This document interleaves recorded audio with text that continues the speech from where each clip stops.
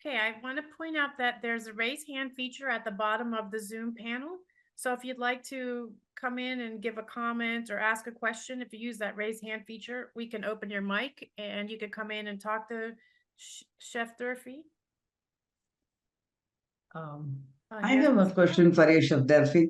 Okay, when you make all these classes, how do you decide how much you want to charge for the participants?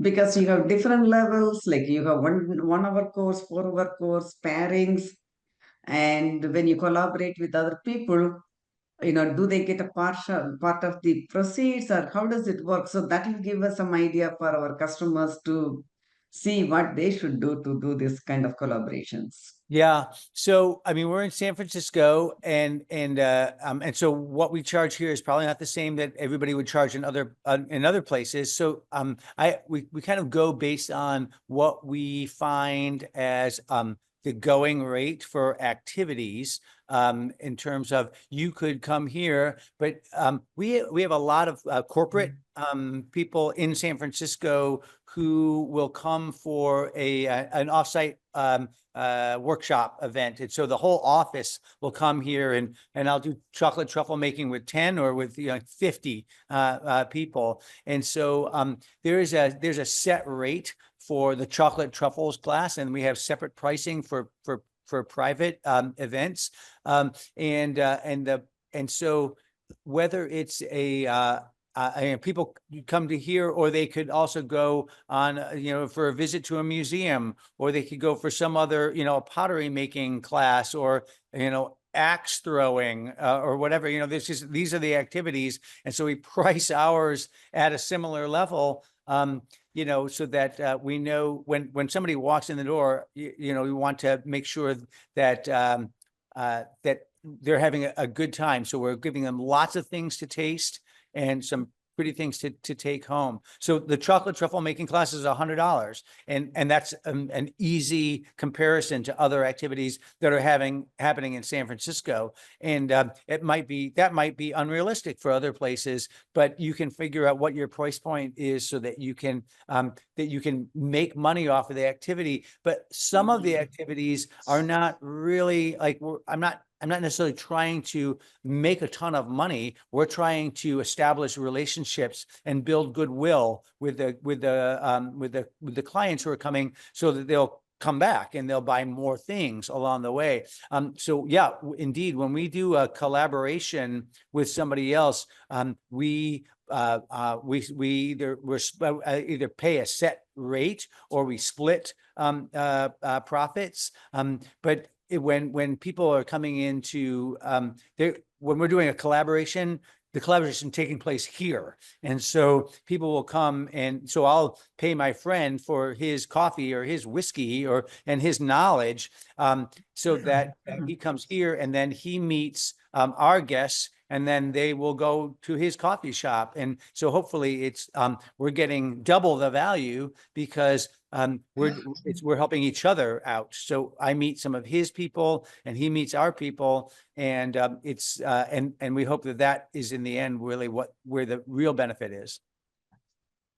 I think another thing that happens, even if you just, like you mentioned, something as simple as showing a movie. Yeah. Or just demonstrating the process. Yeah. And, I kind of dropped that, and I deliberately dropped that because I have to say, when you show a movie, you have to like license a movie in the first place. And so there is a licensing fee that goes along with that. So we have a space with a movie screen. As a matter of fact, it's right behind me. So the chocolate wall is going to be covered with a movie screen. But I moved tables out of here, and we have chairs that we arrange, and we can fit 50 people in. So there was a licensing fee. We show Willy Wonka at the holidays, and it's an elaborate, like, I make edible wallpaper for people, and there's a lot of treats that go along with it. It's a big undertaking. But we also showed Frozen here over the summer. summer and had 50 little girls dressed as princesses who came in and watched the movie, and I made chocolate popsicles and because they're frozen, and a couple of other things like that. So it's we were just turning the space over, and then people came and watched a movie, and it was, you charge $20, and we get hot chocolate and popcorn and a frozen chocolate popsicle. So it's not that we're trying to make money off of it. It costs the same as going to a movie anyplace else.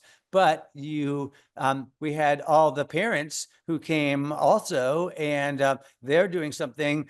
So why don't you go hang out in the cafe and buy some hot chocolate and buy some gifts while you're here, kind of a thing. Interesting. What I was thinking of was that you were telling the story of, for example, introducing people to the cocoa tree, introducing people to how chocolate is made so that they understand the value. Because general consumer, you're sort of, I think everything you shared, there's tiers of people, you have the chocolate, sort of geeks that are really into want to, take deep dives, but you have that lower, that, sort of newbie person, and they don't understand why is that chocolate bar $12. Right. They don't Right. understand how much work from seed to bar goes in, Yeah. and then you're establishing value, and then that planted in their mind. Oh, okay. Yeah. So, I mean, I have to be honest. I mean, San Francisco's a food city, and you will find the same thing to be true. I mean, obviously, an hour away from here in Napa, like you can buy a bottle of wine for $10 or for $1,000 or dollars. And so understanding the value and why things are cost what they cost. Maybe wine's not the best example, but there's only we're paying a premium for cocoa beans in the first place because we have a direct relationship with our partners, and we're paying for quality, and we're paying because we want to maintain a good relationship with our partners in wherever those beans are coming from. And so there are it does take some work sometimes to explain to people, and some people get it and some people don't, and so that's all right. I think it's interesting. Daniel is asking a question about outdoor markets, and there are certainly other cold foods that people sell at outdoor markets. So you mentioned like a sushi display case, and that's great. So you're kind of imagining what are the challenges for your particular situation. I'm wondering, what would you do to try to keep your chocolate cool? Obviously, you keep it in a cooler. So I said that we ship chocolate through our online store with ice packs and et cetera, so that it will stay cold and get to a certain area. But you don't ship chocolate on a Thursday, you ship it on a Monday, so that that you say we're going to ship everything on a Monday so it has enough time to get there. And so I guess it's just like strategizing to imagine how you're going to keep your chocolate safe and keep it cold on the outside. You might have a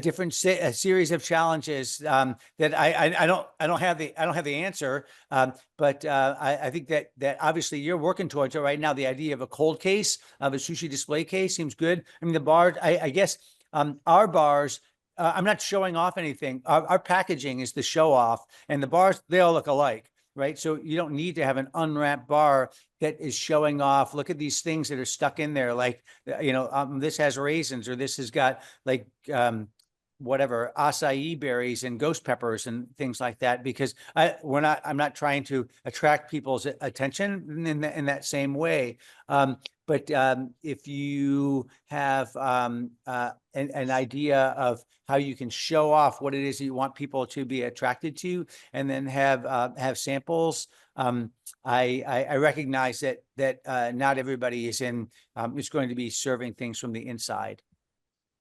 And I And if have a any, suggestion for them. oh, sorry, go ahead, Mrs. Baldwin. I was gonna say, if Okay. anybody had a solution or something they've tried that's worked, put it in the chat, and it looks like Mrs. Balu has a suggestion as well. Yeah, so See, I for have, Daniel, I, oh, sorry. no, you go ahead. So you want me to go or you want to go? If you have an answer to Daniel's question, that's great. Yeah. Yeah. Okay, so you can flip what Dandelion does. See, Dandelion brings people to their shop because they have a big, beautiful place. But if you're selling only the outdoor market, why don't you go talk to the coffee shops and the wineries or the beer places in your city? Talk to them and you take your chocolate there because it's an indoor, like a temperature controlled place. So you can, in their place, you can go showcase your chocolate. That may be a better solution.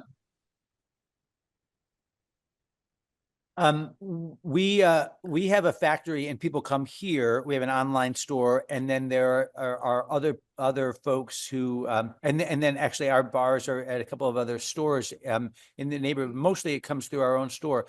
But what you're suggesting is a collaborative effort in terms of there are other people who we collaborate with who are confectioners.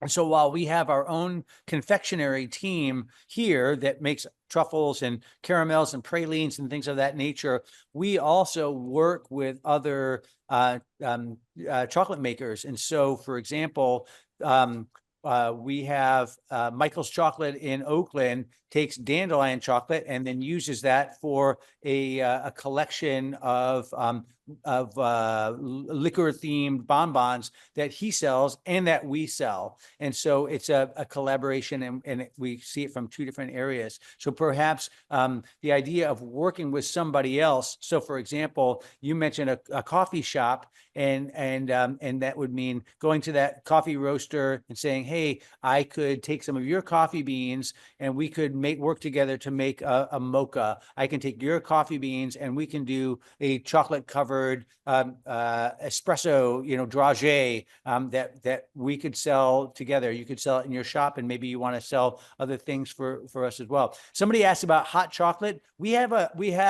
hot chocolate a product that we sell that's a gift thing, and we also sell hot chocolate in our store. We had a heated chocolate dispensing machine that allows you to make hot chocolate, pour it in, and keep it hot for a long period of time. And it was it's delicious. It's extra thick. We serve it with marshmallows, and it definitely attracts people in. Making hot chocolate, making your own recipe for hot chocolate is not super complicated. And if you want one, because you don't want to go to the work of look up our recipe in our book and then use that for your recipe. It's really easy to make a hot chocolate, and it definitely gets people to come, and you can say, hey, I use my chocolate for multiple things. And if you want to reach out to me, my name is Stephen with a PH, like the saint, and Stephen at Dandelion Chocolate. So that's one word, Stephen at dandelionchocolate.com. And I would welcome, if people have questions that they want to ask. How does a small bean to bar maker make cocoa powder? No, that's not possible.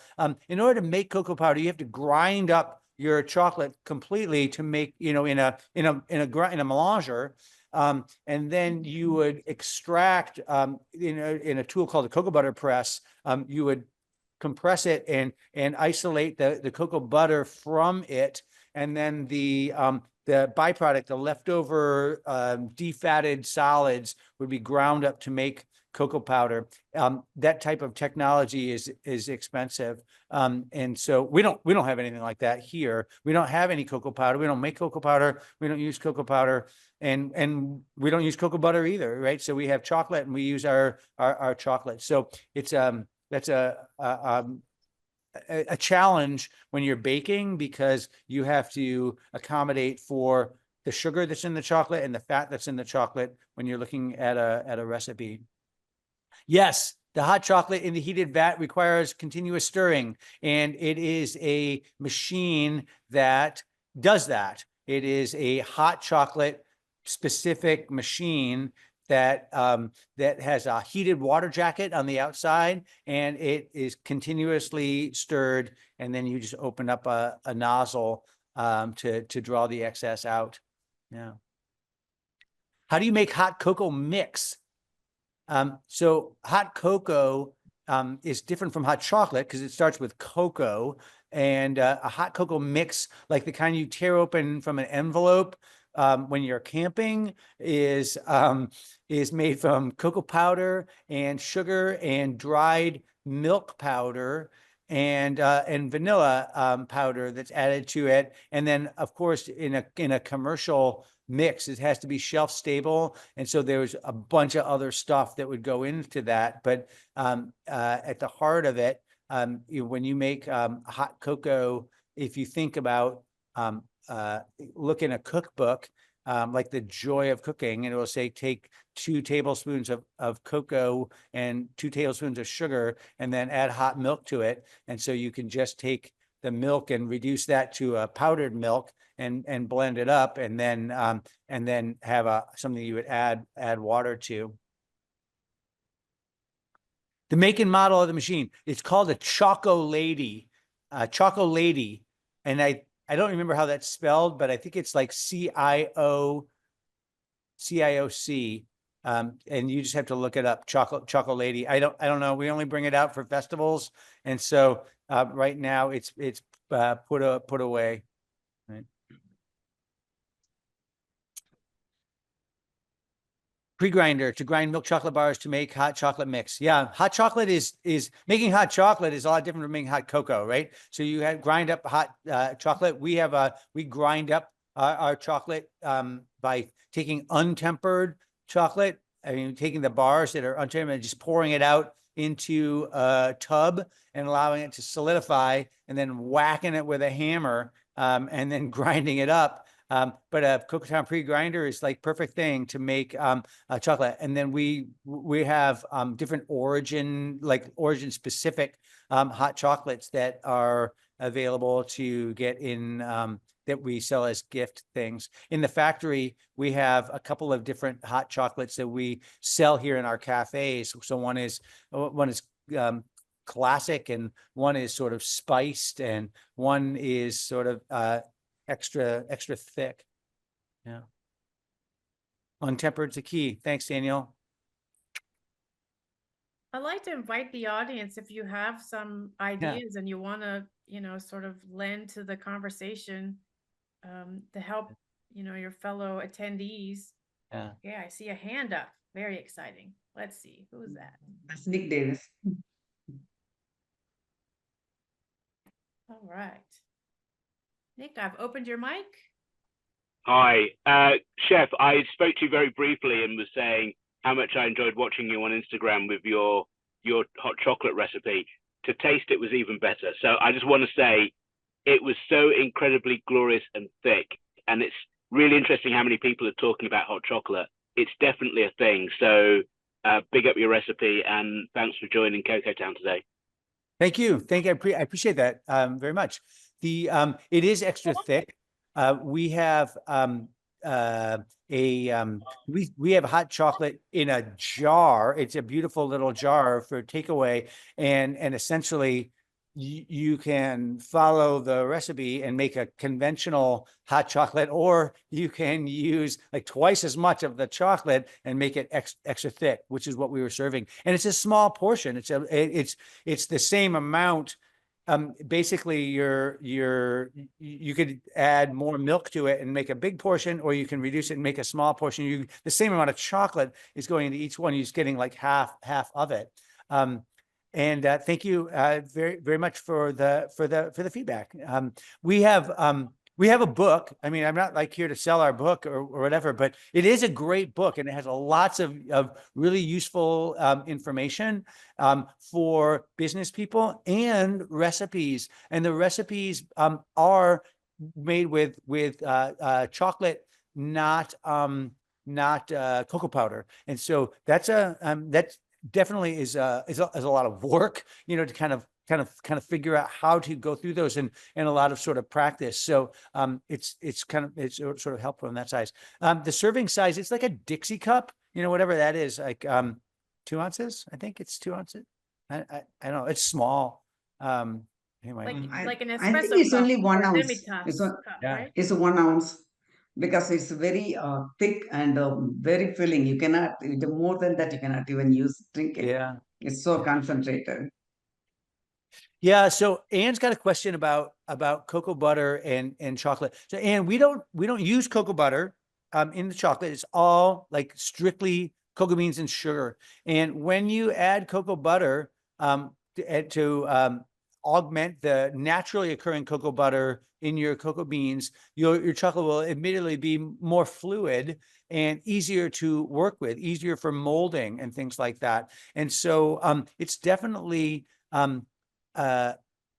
it is more complicated and frustrating to work with chocolate that does not have cocoa butter added to it, because it means that you have to temper it carefully. And when you're putting it into the mold, it's just naturally more viscous. And so therefore it is a little bit more, it takes practice in order to work with that. And obviously the upshot is that it's delicious. You have extra, the more the flavorful part, because it's not diluted. And yeah, cocoa butter is like so expensive right now. And so I'm not saying it's the answer for you, but certainly you can see you'll definitely notice a difference when you omit the cocoa butter in terms of the fluidity of your chocolate. And it's you can try it out and see what you know. Shelf life, 1,000,000 years. There's nothing to spoil in dark chocolate, right? So we have a best buy sell date on the back of a package. It says it's 2 years is what they write down. But that literally, I mean, that is, cocoa beans, when they're properly stored, will stay fresh. Chocolate, when it's properly stored, will stay fresh. I have chocolate. We were just talking to each other. We have chocolate that is, how old is chocolate? I had 10-year-old chocolate. And it's different to see, it's different with milk chocolate, and it's different with white chocolate, and it's different with chocolate that's got nuts into it. But dark chocolate, I mean, it can lose its shine if you hold it for lengthy periods of time, and it gets exposed to the heat. But that doesn't mean that there's anything wrong with it. You can certainly eat it and enjoy it, and so there's nothing to spoil. We are. So it says we see the Melangers at Valencia and Mission. They are so. That's the Valencia store is the original Dandelion factory, opened in 2013, and all the chocolate has been single origin since the get-go. We have 5 side-by-side large Melangers. I believe they have 30-kilo Melangers there for making different origins of chocolate side by side, and the shop is small, and you can see it in action. When we moved to the current factory where I'm sitting right now on 16th Street, part of the mandate is we have to make more chocolate, and rather than, and as somebody already pointed out, it takes days to grind chocolate, to have it fully refined, and to get the benefit of the oxidation that is provided from exposure to air. And so I think Anne was the one who had mentioned that. And so when we're using a stone grinder, yes, it definitely takes longer. And in our factory now, we use ball mill refiners because they're so much faster, and we can make more chocolate. But that's a scale up. And so it's not the answer for everybody. Many people make chocolate in small, like 8 or 5 kilo countertop chocolate refiners like the one that Cocotown is selling, and then you can and you can have multiple of those, or you can say, all right, now I'm going to invest in scaling it up and go to a 30 kilo or a 50 kilo stone grinder, but it's still going to take you 3 days in order to properly to develop, to refine the chocolate. And so, Daniel, you don't conch with a ball mill. You don't conch with a, you don't Chef, can I- conch with a stone grinder either. You conch in a conch. And so you have to remove the chocolate from a ball mill into a conch, which is a separate tool. So Jeff, can I jump in real quick? yeah. Because we're losing some of the questions that Okay. are at the top, and so I Sure, just yeah. wanted to circle back to Althea. Yeah. And also, Sita is also raised her I got hand it, and she Mrs. has Butler. been waiting I patiently. see her. Yeah. Althea came Yeah. first, and then I'm gonna get to Althea, why is untempered chocolate the key to making hot chocolate? There It's you just the key for grinding. And so it's not the so it's not the key. When we were talking about a chocolate mix, so we sell hot chocolate mix in a jar, and it's ground chocolate. So when you make your chocolate and it's fully refined, you can temper it into bars. But then if you're going to make hot chocolate out of it, you're like, why did I bother to temper it into bars? If you just take it and pour it out into a tray, it will solidify, but it will over time, right? But it won't properly crystallize. So it makes it easier to break it up. And so we literally use a big plastic mallet and bam, bam, bam onto that chocolate. And then we do have a grinder like a pre-grinder that you can put that chocolate through. Sometimes though, it's just like the way that it occurs, you can break it up with a hammer into small bits and you don't really have to put it through a grinder. So for making a product that we can put into a jar, it makes it easier to process, and that's it. Okay, great. Sita, your mic is open. Come Hi. on in and Hi, give your good comment or morning. question. Yeah, good morning, everyone. Chef, I tried making 100% chocolate without cocoa butter, and that was quite fine. But when I tried to make 70% without cocoa butter, it got very thick and difficult to work with. But I have another question, so that's just my experience I'm sharing. With respect to getting hot chocolate, if I have pre-ground nibs, and I put it into the melanger, how long do I leave it in there before I can pour it out and mash it up, as you said? If you have pre-ground nibs and you put them into a melanger, I would Right. say in order to so if you want a hot chocolate, if you want hot chocolate that's going to be very, very smooth, you need to fully refine it in the melanger. And so depending on your melanger, that could take 24 hours or more, right? Oh, And so remember that the sugar will dissolve in your milk. And so you don't have to worry about refining the sugar so much, but you want the cocoa beans to be refined so that it's smooth. And really, it just kind of depends on your melanger. Remember also, as we've been mentioning, that you with a refiner, like a stone melanger, the exposure to the air will oxidize it and help develop flavor or mute some of the longer that it refines, or the longer that you grind it up, the longer you spin it in the machine, the flavor evolves. And so you can grind it for a longer period of time, and perhaps you'll appreciate that flavor more, but then it's just more time, and time that it's in the machine means that it's time that you can't make more chocolate in that same machine. So I think it really is just you when you feel like it's refined to the point where when you mix it, that you'll get the flavor and the texture that you want. But I would expect it's going to be at least 24 hours to get that point. but if I do not want to add sugar, no milk, because Yeah. I'm a healthy chocolate, so there are a lot of customers who do not want sugar and Yeah. don't want milk, would I still do it the same way? I'm sorry, Check. are you adding milk powder to the chocolate, or are you just talking No, about making hot chocolate? Nothing, no milk at all. Yeah, okay. Yeah, so just to grind up the beans. So grinding up the beans, I mean, you know,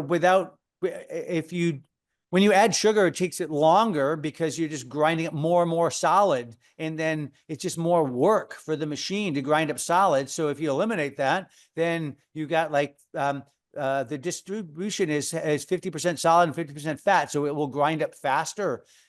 So just grind up the cocoa beans and make 100% chocolate, and then it will definitely process faster. Okay, thank you. Yeah, absolutely.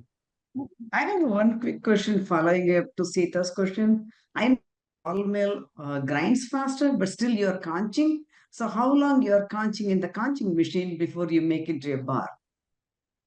So we can refine in a ball mill in about 2 hours.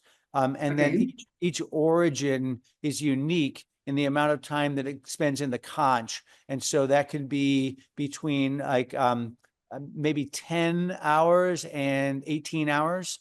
And so depending on what the desired profile is, and that's a personal decision based from that the chocolate makers will determine, and part of the profile development phase. So the longer it goes, the flavor changes, and so you kind of like experiment and do take tests and then say, what do we think? And obviously, the more time that it's in the conch, the flavor changes, but it's also, again, it's just more time added to the process. Because see, we have a 90 kilo grinder now. You can do 90 kilos per batch.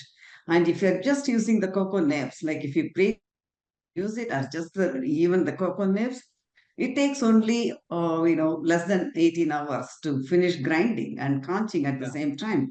So you don't have to transfer one machine to the other. And then when you the ball mill, you're also worried about the metal contamination. Then you have to have the powerful magnets to catch those metal particles.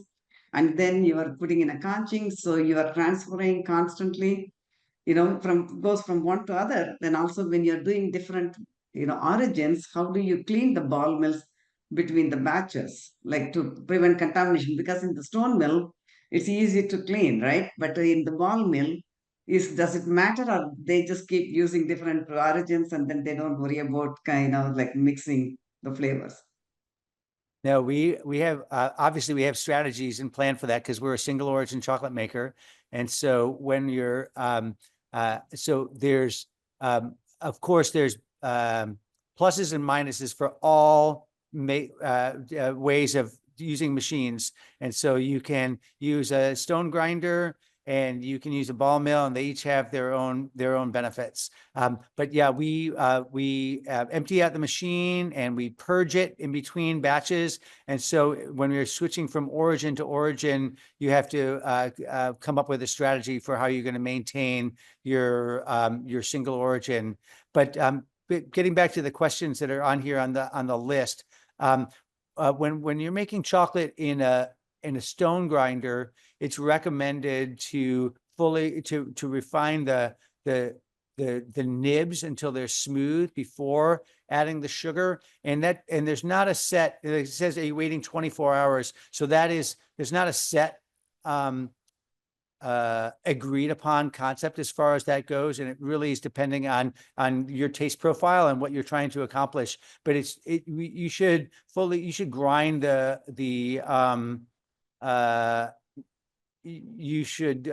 grind the cocoa nibs until they're smooth before adding the sugar. And it also so people will say that adding sugar kind of locks in the flavor, so you want to try to refine the nibs first. And so I would say, depending on, you should experiment and you might notice differences, but I would say like 3 or 4 hours minimum. And then it not necessarily 24 hours is quite a lot. Cocoa butter to clean a ball mill. Well, that's a great idea. It's kind of expensive. I was once quoted in a magazine as saying, I only wash strawberries and champagne. So I guess it's you if you want to use cocoa butter to clean a ball mill, that would definitely work. It would definitely work. Jeff, I like to circle back to sort of why we're hanging out here together today. And I always try to make some notes, and I get a lot out of all of the presentations. And something that came up for me was that creating these experiences can be done with as little as $0 up to Yeah. lots and lots of dollars. And $0, how you can do it is through your passion, through sharing your story. Yeah, you know, it we kind of goes back to literally- Daniel's thing about the booth, you know, at the stall, is your passion, your excitement, your enthusiasm. We literally spent $0 to share stories by inviting people in for a storytelling evening patterned after a favorite program that I listen to on public radio called The Moth. It's a storytelling event that takes place in areas around the country, and I'm sure it takes place in Atlanta. We set up a stage with a pallet that we covered with a sheet of plywood and built a stage. And then we invited guests to come in and then asked everybody to prepare a story about their love affair with chocolate. And so people are given a maximum of 5 minutes to get up on stage and tell a story. And it's just like you had to put your name in a hat if you wanted to tell a story. And then we drew names out, and people came in and they got up on stage, and everybody just listened to their story. And we had hot chocolate and spent an evening together. And so that was something that we did once over the summertime, and we're going to do it again in the winter. It was a totally different group of people than the ones who come to watch Frozen, and also the ones who come to a class. You know, and we were actually asking this question earlier, Teresa, is that so in an hour, I'm teaching a chocolate tempering class and showing people the skills of tempering, but they're you know, occasionally we'll get people in here who are chocolate makers. Like, I am making my own chocolate. I took a chocolate making class. I have my own grinder, my own melanger, but I don't know how to temper into bars. And so, and on the other hand, it's just two people who are on a date. Or a family, you know, that's coming in and just want to spend some time at the factory. So it's also important to kind of assess who the people are and what are they doing here. And so even in a truffle making class, teaching a class for 10 and a class for 50, it's not the same thing. So you have to have sort of crowd managing skills and sort of imagine, like, what's my desired outcome for today? I want people to leave I want people to leave with a great memory of having spent that time here at the chocolate factory. They leave with something delicious, and they feel good about what they did at that time, and said, you know, I didn't waste my hour or my 2 hours. And that they said we had, you know, they take things home in a pretty bag, and then hopefully they'll come back. But again, just being able to you know, introduce yourself. So when people come in, I don't just say, let's go to work. It's like, where are you coming from today? Have you ever been here before? What have you tasted the chocolate? Why, you know, have you been to one of our other stores? And so what are the things that get you here, and where are you coming from today? And what's your favorite fruit? You know, I don't know, something just to kind of start up a conversation and kind of get a sense of, like, what do people hope to take away from the experience today? And that way, maybe I can modify the content. Somebody says, if we're a chocolate maker, then obviously you want to spend a couple more minutes and kind of help them, you know, get to the next level of their experience. If they're just here on a date, you just want to make sure that they have a fun time with each other. And so maybe spend less time with them and spend more time with somebody else, so they can enjoy each other's company, because that's what they're really there for. Right. So know your audience. Yeah. Mark asked a question about how to get so we have a we have a website, obviously, and a newsletter that goes out to people that sign up for the newsletter. And so if you sign up for the newsletter, then you hear about the classes. I actually also have a partnership with Airbnb. And so I run a class that is exclusively offered through Airbnb. So you can't sign up for it on the Dandelion website. You can only sign up for it on Airbnb. And it's a class that they market on our behalf, but then people will come to Dandelion because they signed up through the Airbnb class, and then they're here, and then we show, well, then like we'll come back and have a tour, you know, because all those things are separate. So it's and some other things, like if it's a collaborative, so we have a chocolate and coffee event. So the coffee guy is going to advertise that on his, Facebook, his Instagram, at the same time too. So we try to spread the word, in multiple ways. And the other thing I thought of as I'm thinking about, the varying levels of our audience being just starting out to, varying levels all the way up to, Dandelion, is that how do you make money with money that you've already spent? And I, one of the first things you talked about was the wrapper. Well, the wrapper is an experience in itself. I love my wrappers. I save them all, and so you can create an experience with money that you've already spent through your wrapper. Yeah. Through bringing them into your space. You talked about the beautiful, and you gave me a little personal tour of the space. That's an experience that you've already paid for that can continue to, sort of entice and make money for you. Yeah, well, I kind of think of it as being like if you have a restaurant and you're serving dinner, then and you're not serving breakfast, then your restaurant space is going to waste, right? And so there's a lot more, I think, cooperation these days in terms of somebody who is could maybe have a pop-up in your space, and they say, well, your kitchen is sitting empty, so I'm going to come and I'm going to make croissants in your kitchen, and I'm going to bake them in your oven, and then I'm not causing you a problem because you wouldn't have been here anyway, and so if you can think, like, maybe you don't have the time or the resources, but you could use your space and share it with somebody else, and so the idea of, I'm thinking of a friend of mine who is a confectioner, and he has a chocolate shop. So the chocolate shop he's selling his own chocolate truffles, and maybe he's selling ice cream, and then the factory is open during business hours, so they're open from 9 to 6. And then what happens after? So after 6 o'clock, somebody could use that. You can use that space to say, well, here's our empty space, but now I just put a table, and now you turn the lobby or the retail area into a classroom, and you come sit down and invite people in to do a guided tasting, or to have a class where, like in this space, we'll just have a talk.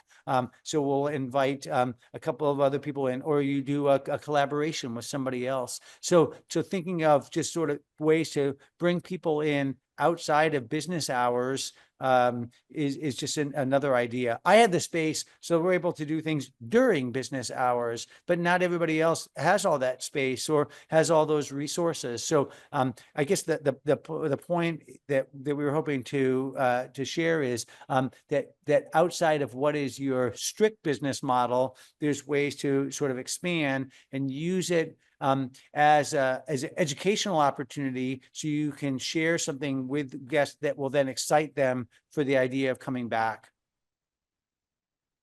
Great, thank you. All right, let's see. Are there any more questions in the chat, or anyone want to use the raise hand feature, come in and give thanks or share your own experience? We have a little bit more time. We're able to do that.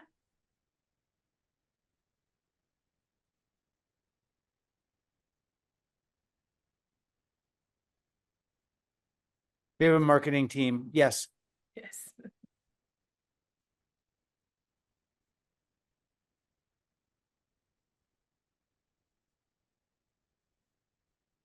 We have a marketing team that helps market events. The actual marketing is, I mean, the actual events, I do, and I have people who, our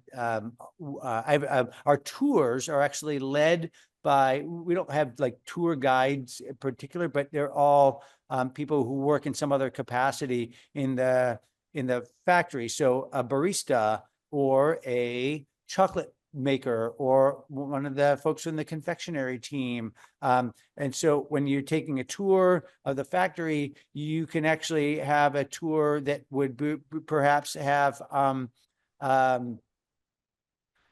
you have a different experience. So Mark is asking, what do you recommend for people who don't have a team like that, a single owner operator? So I guess that's exactly it, Mark, is that we don't want to say that this is only for a big company like Dandelion with like a lot with those types of resources, that the easiest way and without really knowing Mark or what Mark's business is, let's just say hypothetically, Mark is a single owner of a chocolate business and works a long day already and is exhausted by the end of the day.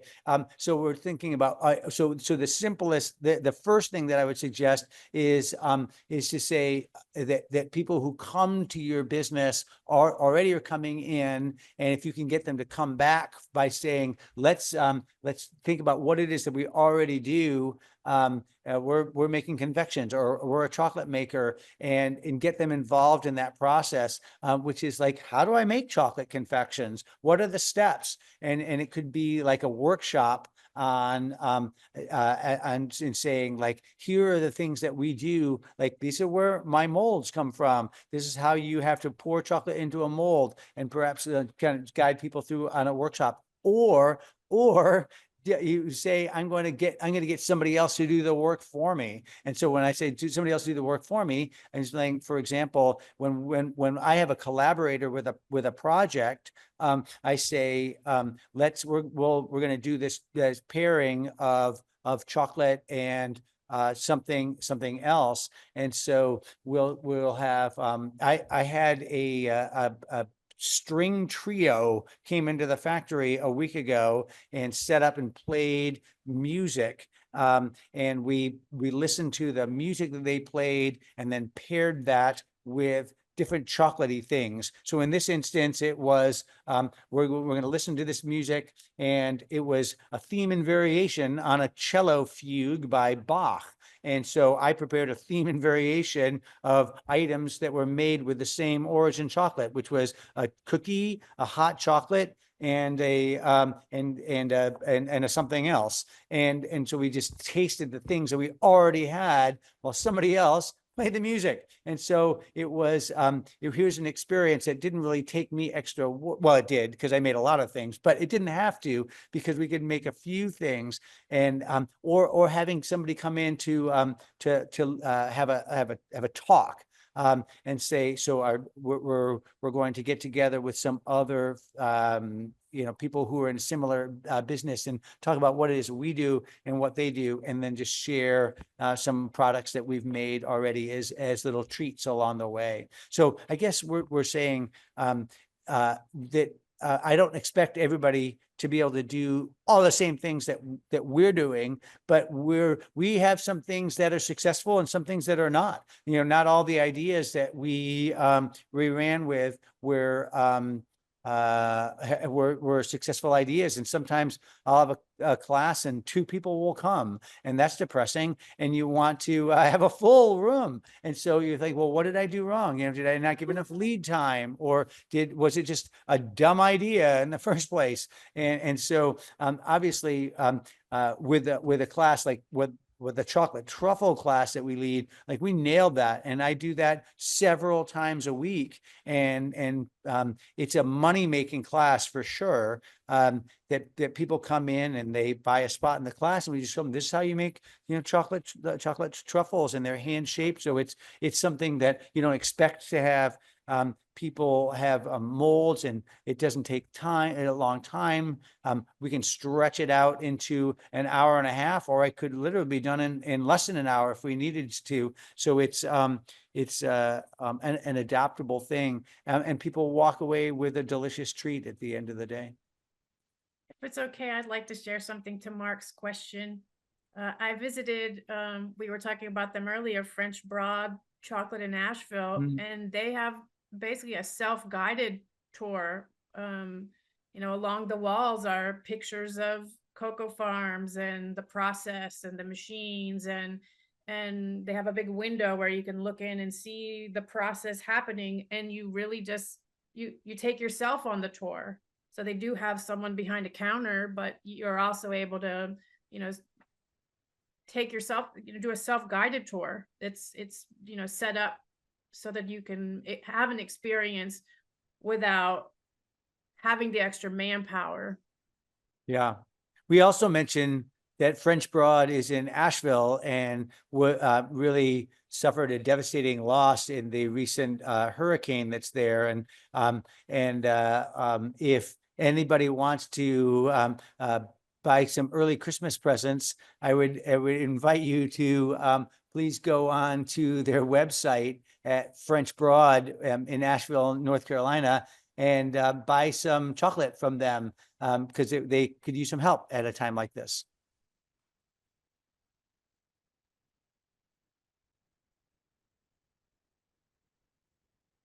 Daniel, have another question about how do you, Yeah.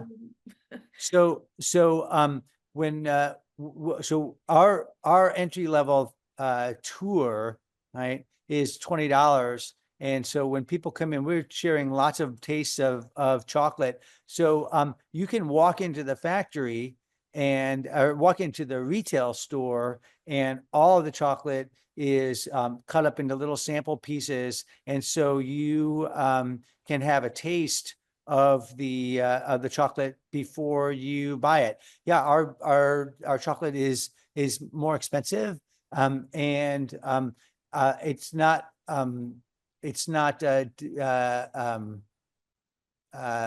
designed to be an exclusive product. So part of I'm sure everybody understands that we're trying to make something that's delicious and unique, and to draw the distinction and help educate people onto why is the chocolate special in the first place. So it's not really about the price point, but trying to help people understand the differences between chocolate that is a candy product and chocolate that is a craft product. And so if you come into the store, you can have tastes of things and taste all the origins because they're all out there for tasting in the first place, and then see what it's all about.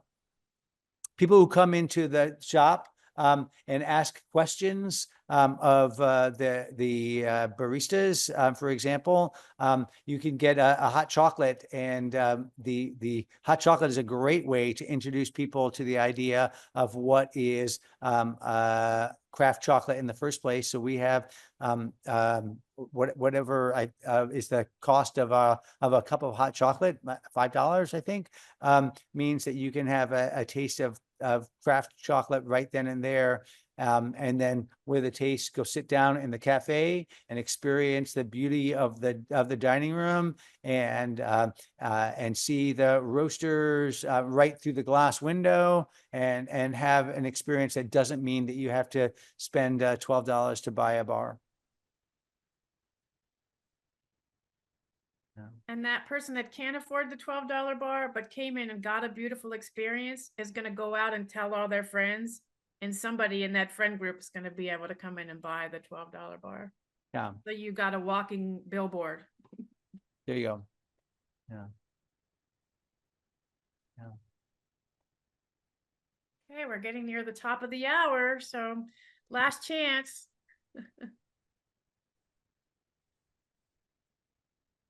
Well, I appreciate the questions. They're great questions that people have. And it's I don't know how many people are actually in the room because there's only a few people who are asking questions, but I appreciate people's time also and interest. And anybody who's here in this room right now, when you're in San Francisco, come by. And I shared an email, and I'd also say when you come to San Francisco, I mean, I'm here, and say, ask when you come in, and if you're here and have questions and you want to walk around, people who are in the industry routinely come by, and I'm delighted to show people around. And so that's yeah. So when you're if you're in the Bay, make sure you drop by, and I'd love to meet people who are in the industry all the time. Tyler P. Laura, I will pass that on. Tyler P. This Tyler P. does not work at this particular store, but I will pass on your message. We hosted, Mark, thank you, the Craft Chocolate Experience, which was trade show, for lack of a better event. And there was earlier this week, the announcement for this event went out, like reminder or whatever, it was something, click on this, and had a picture of me standing in front of the world record largest chocolate s'more in the history of the world. I wonder if Mark was able came to CCE and got a bite of that. But we made a chocolate s'more that was 7 feet by 7 feet, and 396 pounds, 200-pound graham crackers, and 160 pounds of our chocolate, and a bunch of marshmallows on the top of it, and then cut that up into thousands of portions that we shared with the people who came yeah. So was it a Guinness Book of World Records? Well, No. it broke the existing record. It crushed the existing world record for the largest s'more. In order to actually literally be in the Guinness Book of World Record, you need to have a representative of Guinness on site, and there's like a $15,000 entry minimum fee. And so I think we're satisfied with the idea that that Mark was there and he saw it, and that's good enough. And a lot of people saw it and ate it. And in a world of, not to diminish Guinness, but there's many other things out there in the world right now, such as the internet and the 1,000 people who were there who got to eat it. And so I'm satisfied that those 1,000 people know, and they ate it and said that yeah, we definitely did. We definitely made it, and it was definitely big. Yeah, chocolate and tequila PRF is awesome. We are we have that class at the end of this month, and I met a gentleman who is a tequila expert, we're just going to say, a tequila educator, and we sat down and we tasted. Tequila is fascinating. I had no idea. I had no idea about all the variations in tequila. Like, it's one product, and it's just aged in different methods and in different barrels, and so that one product, when you taste it at different stages of its evolution, is so different. And some of them are paired nicely with chocolate, but most of the, like what we call Cristalino or the Blanco tequilas, not good with chocolate. But when you age it in oak barrels and you introduce sort of caramelization through char, you get some really, really nice mixes. So I'm very much looking forward to that. It's the gentleman that I'm working with. It's really interesting. He's got great stories to talk about in terms of how chocolate or tequila is made, and what are the variations and what are the things that we're looking for. And then the tasting is also really fun.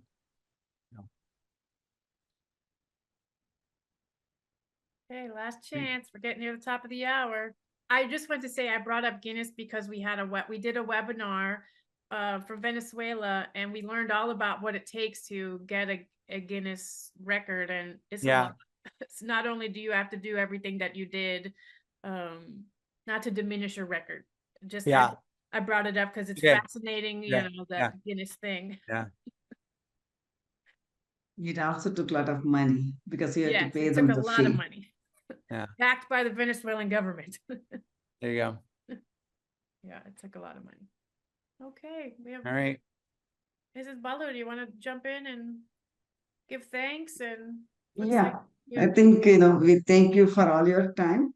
Yeah. And, it's a precious weekend and you're spending time with us. That shows that you feel that these webinars are valuable. The only request I keep asking is please write a review on our website and on Google so more people can know, so they can benefit from this.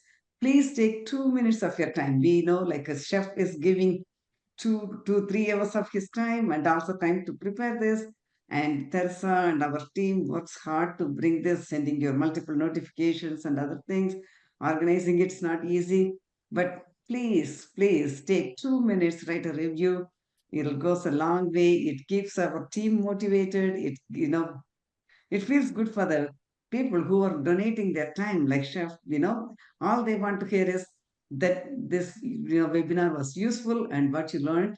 And also think about it. It also helps your contacts. They can also learn from it.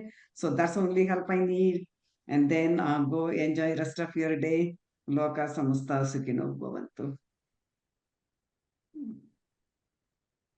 Thank you, everyone. Last All right. word, Chef? No, but I I should do a quick search here. They're like, oh, that Mark Burrows. Oh yeah, excellent. I love the craft chocolate. Thank you, Mark, for joining us today. And I know exactly who you are. The events like the craft chocolate experience and like the Northwest Chocolate Festival are great because of this community. And it's so like I find the particularly the craft chocolate community is small and it's very encouraging and it's the people like I don't want to say that chefs are not encouraging or any less convivial at all, but it seems to me like in the world of chocolate, people are very gracious and very interested to learn, but also very willing to share. And so it's a particularly, I feel, rewarding group of people to hang out with because there's always so much interesting things to learn from each other. And I love discovering other people's business, and here is a great way of doing it to just to say, all right, in this small community, that there's lots of things that we can gain from one another. So thank you for coming today. Thank you, Chef Stephen Yes, Durfee. thank you. I know it's very early morning. You have to, leave very early I to go to the know, office and do this I'm gonna go get some webinar. coffee. It's early here. Thank you so much. Thank you Yes, so sir, much thank you. for sharing. Thanks, it. everybody. All right, thanks. Are we signing off? We are. All right, cool. Thank you Yes. so much. Have a All good right, rest of your day. I know you're moving right. into your next experience right creation. on. Bye-bye. Bye-bye. Mhm.